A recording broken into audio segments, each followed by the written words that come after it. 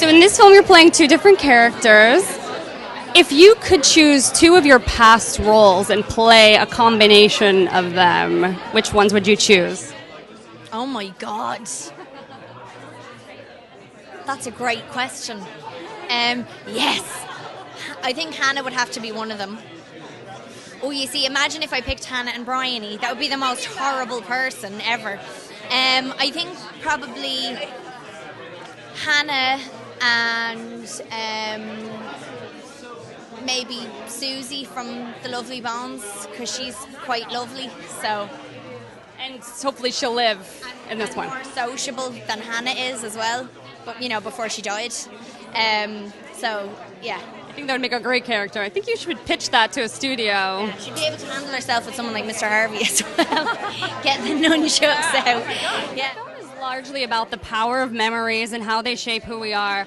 What is your earliest memory of getting into acting and realizing this is what I want to do? I think I realized it when I was 15. I had done an improv class in South Carolina, and it sort of brought all the things I was doing as a kid with, making skits and stealing my parents' video cameras and stuff like that. It all came crashing together, and the fuse was lit in that class. I did a Neil LaBute two-hander when I was at school called A Gaggle of Saints with a friend of mine. We didn't have a director, we had to direct it ourselves. And it was the first time I'd done sort of serious acting. And I just thought, this is as much fun as I can have at school. And I continued having that fun, and then, yeah. There's a line towards the end of the film where Ian says to Wanda, "It's a strange world," and she says, "The strangest."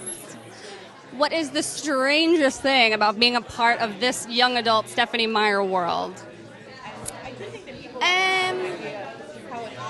I guess it's just all the attention, really, that the film's gotten. It's kind of had this attention buzzing around it from the very start, before the film was even made.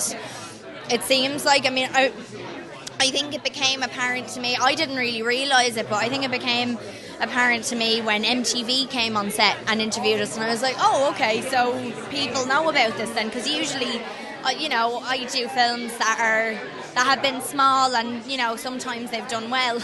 So it was very new for me in that respect. Who are some directors out there that if they called you up and said, "I want you in my next movie," you would just say yes without even asking what it was? Oh my God, there's so many. Fincher, Cuarón, Spielberg, Aronofsky, Soderbergh. So many. For me, it's always a script and filmmaker that excite me the most about a project. And you've got your start in theater, is that correct? Do you plan on, I know one of the actors you admire is Philip Seymour Hoffman, do you plan on balancing both theater and film and pursuing both? Convincing my agents to let me do that is one thing, but yeah, I would love to. I think it's really important. I was reading an article today about Ethan Hawke, who I know I've fortunately met a couple of times, and he does that. He does franchise movies, independent movies, TV, theatre. He's constantly challenging himself. There's a line in the book, it's a great line, it's perhaps without the lows, the highs could not be reached. What are some lows that you've had to go through in your career to get to the highs? Well, there's a lot of waiting, there's a lot of work, and there's times without work. I've done a few things that you look back on and you're like, oh, wow. I was 16, 17 at the time, but I'm thankful for everything I have done as well, even if it is a bit funny, because it got me here.